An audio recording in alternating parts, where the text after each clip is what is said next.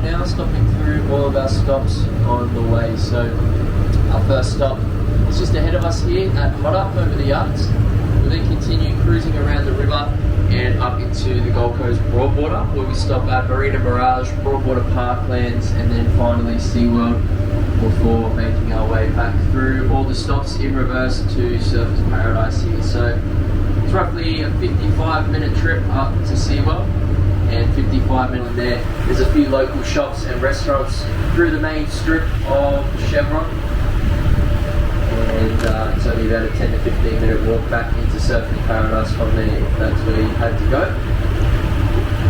So yeah, quite a nice little spot to hop off and explore here at HOTA. It is the Gold Coast.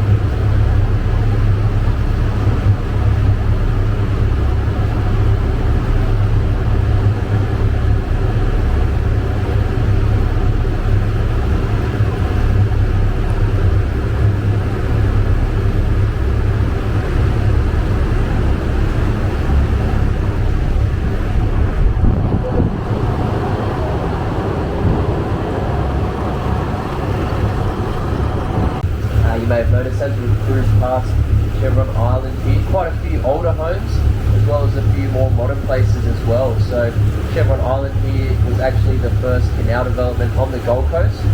One of these older homes being built back as early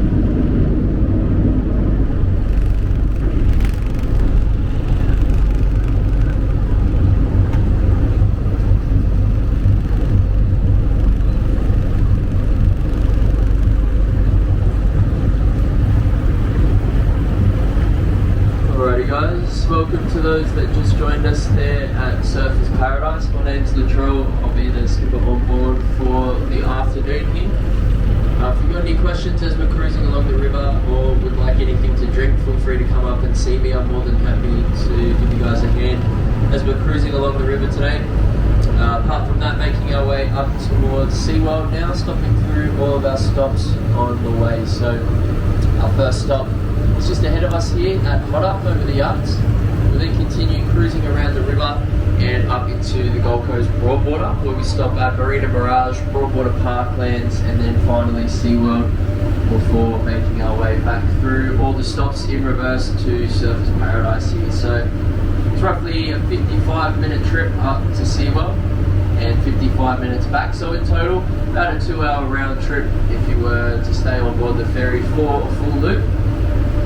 But the next stop is only a few minutes away, just ahead of us there at HOTA, and from this angle getting a pretty good view of all of the things that are in the area there at HOTA. So a couple colourful buildings there. The one on the left is the brand new art gallery that recently opened there about a year ago now. It's got a 360-degree view observation deck up the top there, and also a bar, so it's a nice little spot to go up and check out the Gold Coast from. You've also got the cinema and theatre on the right there, the other colourful building, and an outdoor amphitheatre as well, which is the Black Dome just in front of the art gallery there. That's where they hold a few outdoor shows and concerts and things in the park there.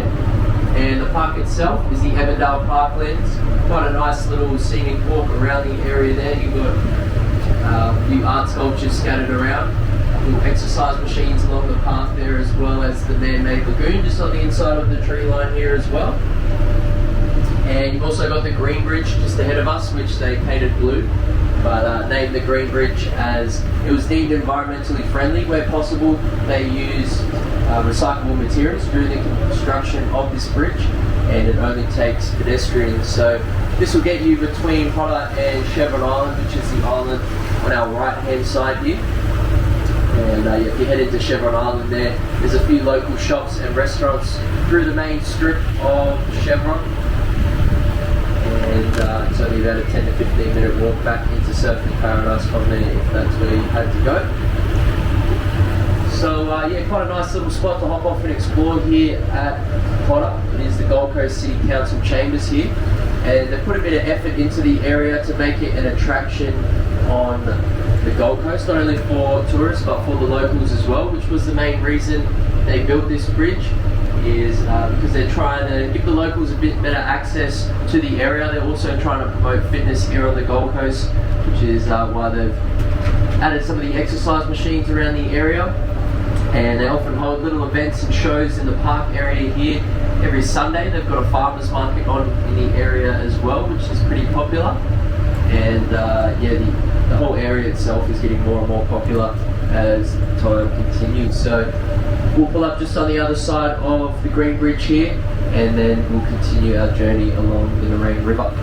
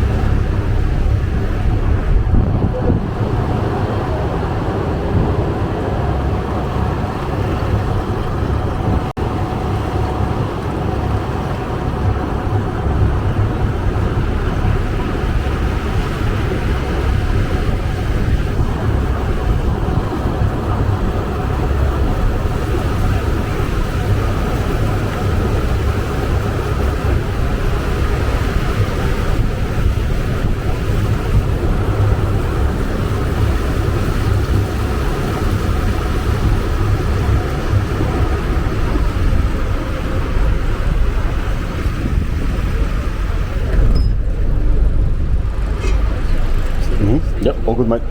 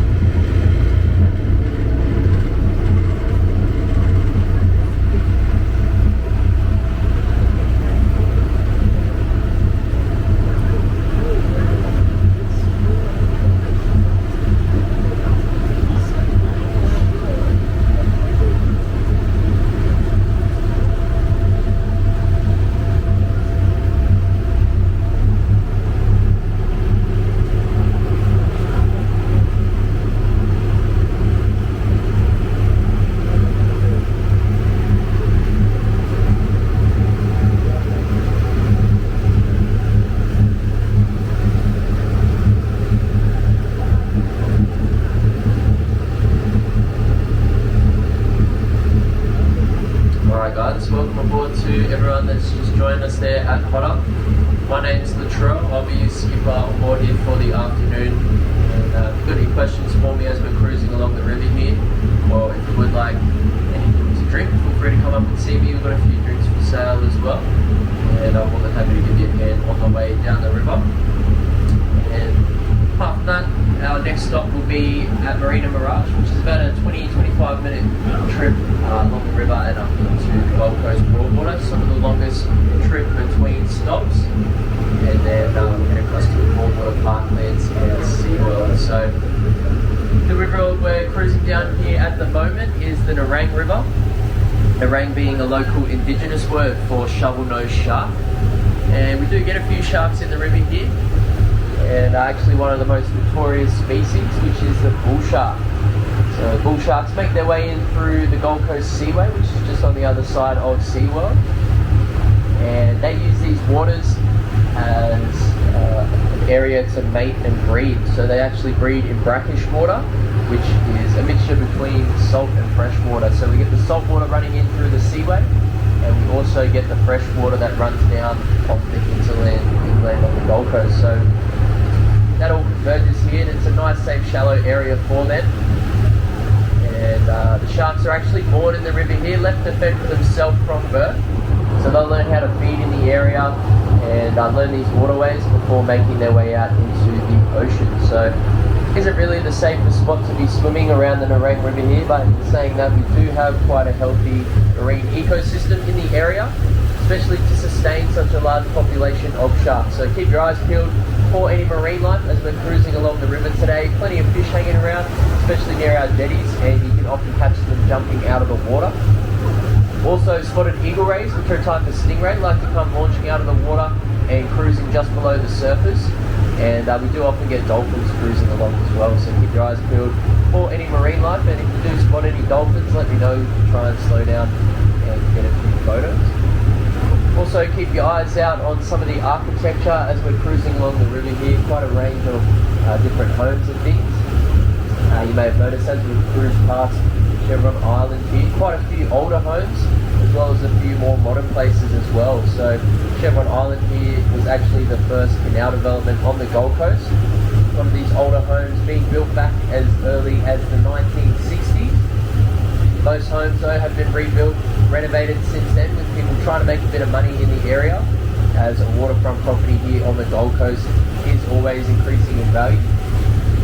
Nothing in the area would be worth under $1 million, even those older homes, and some of the vacant blocks could be going for even more than some of those older homes, because as I said, most people are looking to knock down and rebuild in the area. So Chevron Island didn't always look the way it does now. It actually used to be connected with the land that we just departed there at HOTA, and it wasn't until we started to develop the canal system through here, making it a little bit deeper and wider for transportation purposes, that we separated the two bits of land. Previously though, it was a large cattle farm. Nothing on the island except for cows and goats, and the goats were there to eat some of the grass that the cows wouldn't. So it was named Goat Island, but renamed Chevron once they started development on the island, as I don't think many people were too keen on living on Goat Island. And in doing this canal development, they also built this island that's currently on our right hand side here. This is Cronin Island. Now Cronin Island is a fully man-made island, and you can see this section of the river is quite wide. And to build this island, what they did, they had massive steel cables stretching along this area with big sand buckets attached to those cables and dragging them along the bottom of the river, moving all the land over to the right hand side here, and then building this revetment wall around the outside. So this wall is what keeps the island in place, and is also what gives the island its name, being named after the Gold Coast chief civil engineer at the time, Jack Cronin. And he was responsible for designing the island, and with its success, they named the island after him. So you'll notice the homes are a lot more modern on this island. They didn't start building on the island straight away. It was actually a privately owned island until they sold off some of the blocks and started development. Now it's quite a unique island in the sense that all the homes are waterfront properties. There's no homes in the centre there. just a large parkland area. And that allows for all the homes to not only be waterfront but also have unobstructed views of the Surfers Paradise skyline. And as we do come up around the corner here of Cronin Island, you will get a pretty good photo opportunity of the Surfers Paradise skyline. Off to our right hand side, no obstructions, just the river in the foreground, and you'll also get a nice shot of Buds Beach across the front of Surfers Paradise, which is a pretty well kept secret by the locals. Not too many tourists hanging around down there, but as I mentioned, not really the best spot to be swimming. So Surfers Paradise coming up on the right there, and the area here wasn't always known as Surfers Paradise. It actually used to be called Elston, and it was actually a pub on the waterfront called the Surfers Paradise Hotel, which actually burnt down in the 1930s. So a man by the name of Henry Cavill, who's responsible for a lot of the tourism industry starting here on the Gold Coast, and he didn't think that Elston was a very attractive name for tourists, and with the pub burning down, he started a petition to rename the area after the pub, and eventually that was all passed and the area was renamed. So about as Aussie as it gets, one of the largest tourist destinations here in Australia, being named after a pub. Now coming up just ahead of us here is another island. This is Macintosh Island, and this is another fully man-made island. You see Paradise Waters stretching through the centre there, and this area is often referred to as Millionaire's Row, as you can't find a block of land down here for under a few $1 million. We've also had a few celebrities and things stay along the river here. And in this big 3-story home on our right hand side with the dark windows and a nice long lap pool at the front, this was the Torpedoes home on the Gold Coast before moving into the Q1 building after its construction. And to give you an example of the property market in the area, this big white and grey home on the corner just up in front of us is sitting on 3 blocks of land there. So that land was vacant for about a 10-year period, originally purchased for $3.4 million, and the owner did absolutely nothing with it over that 10-year period, selling it a couple of years ago to new developers here for $9.4 million. So making $6 million profit on his investment here. And this block of land actually set the record for most expensive land purchase on the river here. And we do have a few other nice homes stretching up along the right hand side here. Over on your left hand side is TSS, the Southport School. TSS is an all-boys boarding school, actually one of the first schools to open up here on the Gold Coast, and even in Queensland, opening back in 1901. So you can see some of the original architecture on the school grounds there. The original clock tower still stands up the back there. That was the first dorm room at the school. You can see some of the older Queenslander style buildings as well. And they built a few nice facilities at the school here. The big brick building in the middle was recently built. It's a new performing arts theatre for the school. Also being right on the water here, they've got a sailing and rowing facility, and a lot of other nice facilities, open areas for different sporting activities. And being a private school, pretty big on sports such as rugby union, cricket, things like that. As you can see, rugby comp going on at the school today. And we have actually had quite a few Aussie athletes come through the school there at TSS, especially through the rugby program. A couple of Wallabies that used to go to TSS here, Matt Rogers, Nathan Sharp. You've also got a tennis player, Atomic, former #1 golfer, Adam Scott, as well as a couple of Australian Ryan and Shannon Van Exxon, as well as other athletes and politicians. And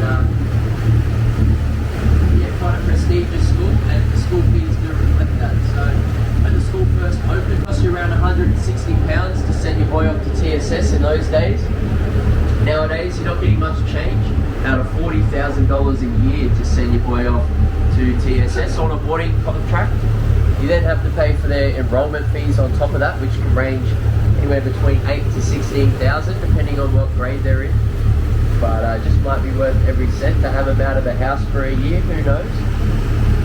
But if you were looking for a better way to spend 40 grand in the area, come up 4 homes from TSS. You'll see a big sort of white home with a few big palm trees planted out the back there, nice and symmetrical. And each one of those palm trees costs $10,000 to have installed in that backyard. So take your pick, 40 grand in school fees or palm trees. And if you come up 2 houses from that home, you see another big sort of white home with a few chimneys coming out of the roof, and each one of those chimneys goes into one of the bedrooms in the house there. So each bedroom has its own fireplace. The house also has a library, indoor cinema, indoor pool and sauna, as well as an outdoor pool. There's a bar and pool table room as well. And yeah, that place pretty much has it all. And for $23.8 million, you'd want to have it all. But it is missing one thing, and that's off to our right-hand side. You've got to have a helipad if you want to live waterfront. These guys have their own helipad. Not only that, they've got the perfect addition to any garden. It's not a garden gnome. It's a decommissioned World War II cannon. That was an aircraft cannon, probably to stop other helicopters from landing on his helipad there. But that thing cost $1.3 million to have installed in the backyard there. So it just goes to show some of the money in the area along the river here. And up ahead of us, we are approaching the Sundale Bridge. So this bridge marks the end of the Nerang River here and the start of the Gold Coast Broadwater. So you will notice a bit of a change of scenery as we enter the Gold Coast Broadwater up ahead of us here. It does open up quite a bit in the area, and we go from looking at really expensive houses to really expensive boats, all in a pretty similar price range. Before we do enter the Broadwater, there is one more famous home here on the river. Off to our right hand side there, the home with the curved rooftop. Pretty interesting looking design, looks like a bit of a ski ramp on the roof there. And this place actually belonging to a Hollywood actor who specialises in martial arts, and that's Jackie Chan. This was Jackie Chan's holiday home on the Gold Coast. He was staying there during the filming of a few movies and things on the Gold Coast. He is actually an Australian citizen. His parents living in Canberra when he was growing up. He actually used to board at school in Hong Kong. So he does have a dual citizenship here in Australia. And yeah, that was his holiday home here for a while. Now just about to pass under the Sundale Bridge here. This bridge connecting May Beach on the right hand side over to Southport on the other side of the Broadwater, and we will stop off on either side of the Broadwater today. Our next stop being at Marina Mirage, and then we'll cruise across to the Broadwater Parklands just here at Southport. So Southport is the CBD of the Gold Coast. Many people think it's Surfers Paradise, but it was actually Southport here, as it was the first area settled on the Gold Coast. Originally being named Southport as it was the southernmost port of Brisbane.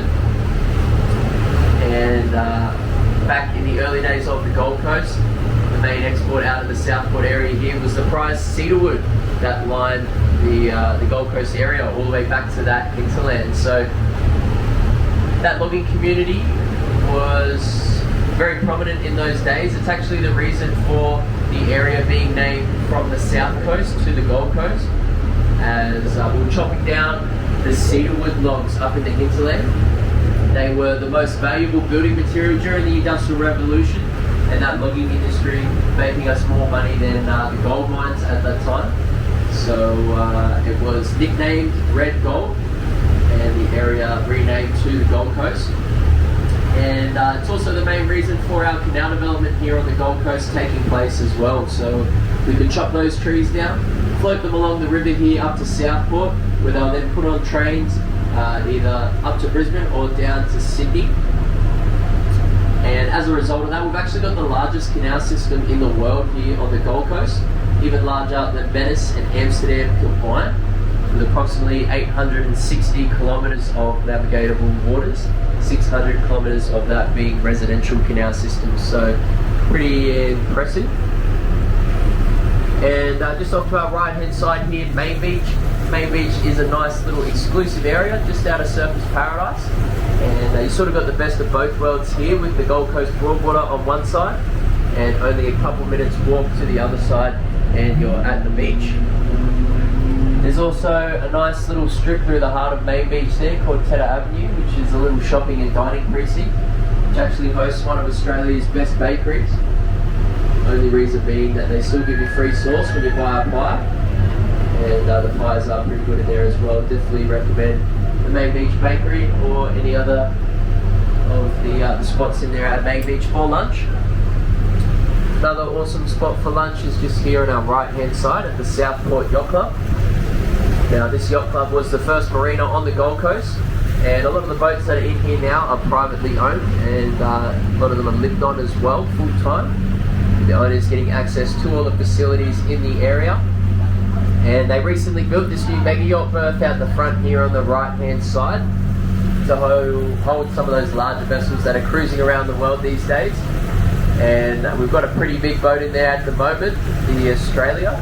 It's 56 metres in length. This berth designed to hold boats up to just over 100 metres in length. So I could probably fit another one of those in there.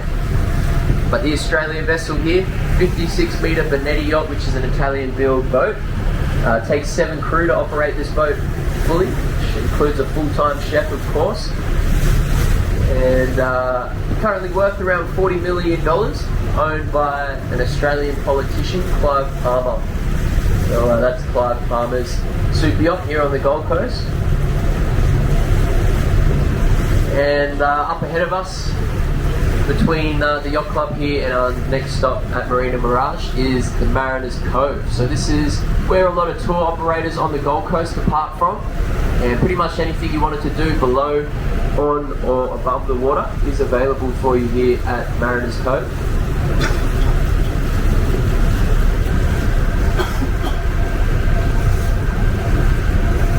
You've also got Fisherman's Wharf Tavern here, locally known as Fisho's, right along the water there. Another nice spot for lunch and a drink along the water. A few other nice spots to eat in Marina Mirage there. That's the building with the white sails on the rooftop. Now those sails may remind you a little bit of the Sydney Opera House. They're actually designed by the same man who designed the Sydney Opera House. His name is Jan Utzon, and he sort of designed the Opera House to resemble this sort of sail that's on the rooftop here.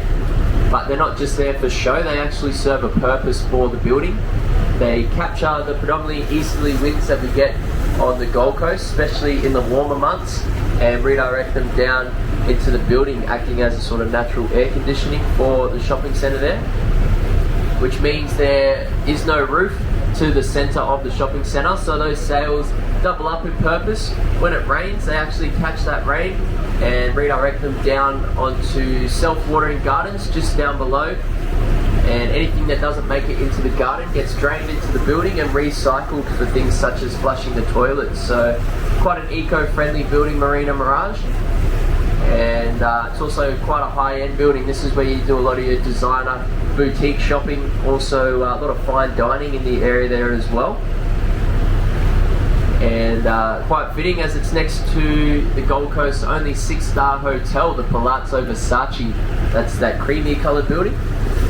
That's where all the rich and famous tend to stay when they're here on the Gold Coast, and you can stay there too. It's only going to cost you around $600 a night for a standard little studio room. You're after something a little bit more spacious, like the penthouse, it's going to cost you upwards of $3,000 a night. But I have heard for that price tag, it is well worth it. You do get a free shampoo, conditioner and a shower cap when you stay in there at the Palazzo Versace. And you're just next door to the Fisherman's Co-op, so that's just on the other side of the lovely boats in there at the Versace. And that's where all your local fishing trawlers pull in after their night out of fishing. So they'll head out, catch the fresh seafood off the coast, head straight back into here around 8 o'clock in the morning, and you can come down, buy a set fresh seafood straight off the back of the trawlers. Big king prawns and whatever their catch of the day is will be written up on their board, and you just cruise down, buy straight off the boat. If you get there and they're sold out, as they do usually sell out by around midday, don't stress, you got Peter's Fish Market just next door. He sells a lot of the fresh seafood, and you can also head in there for fish and chips. He does one of the best on the Gold Coast. So all of that available for you in the area at Marina Mirage. You've also got the Grand Sheraton Mirage just across the road, and there's also access to the beach as well. So there's a nice long waterfront walk which stretches past Main Beach all the way along this area and down to the Gold Coast Seaway, which is just on the other side of SeaWorld there, where you can head to the end of the rock wall at the Spit, and they've also got a kiosk up there as well, which is famous for their crab sandwiches. So all of that available in the area, and we'll be here for a couple minutes and then make our way across to the Broadwater Parklands and up to SeaWorld.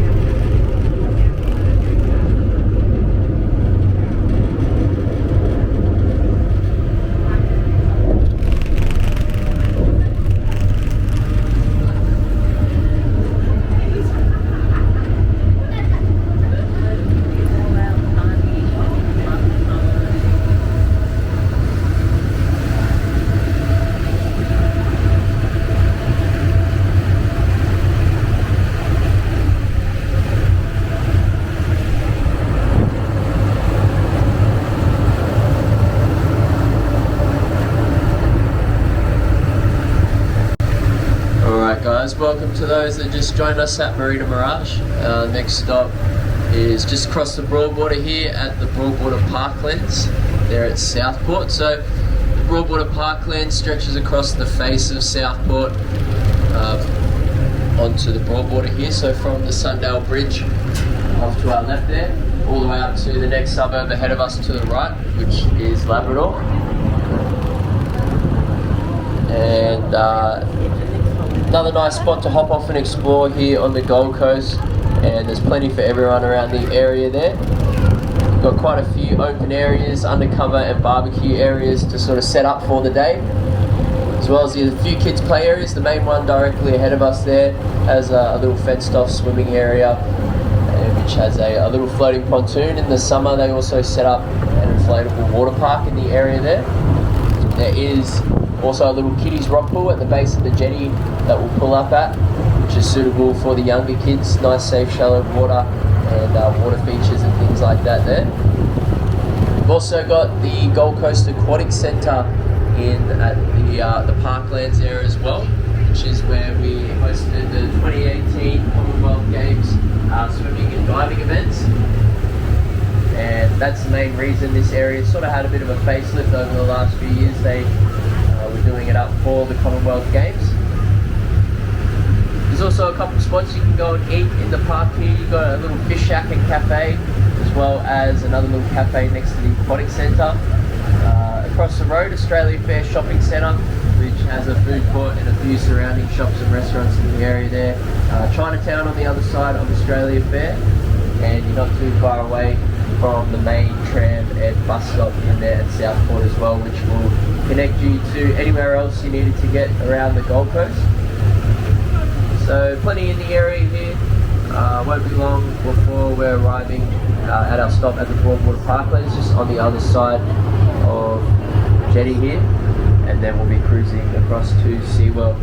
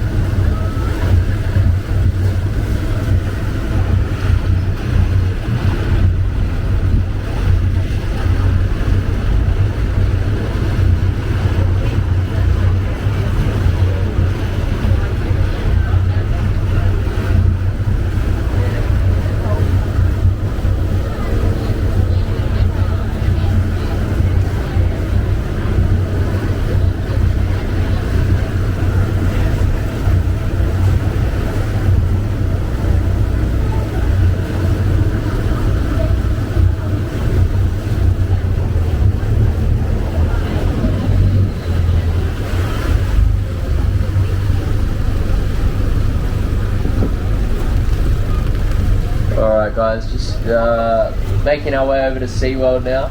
On the way across the channel here, I will pick up the speed a bit, just to get out of the boat traffic and things like that. So just be aware if you're standing up or moving around the boat that you hold on for me in case we have a bit of boat weight. Also keep a hand on any loose items, hats, sunnies, things like that, because unfortunately if your favourite hat blows overboard, won't be going back for any hats. Unless of course it is my hat or you are still attached to it.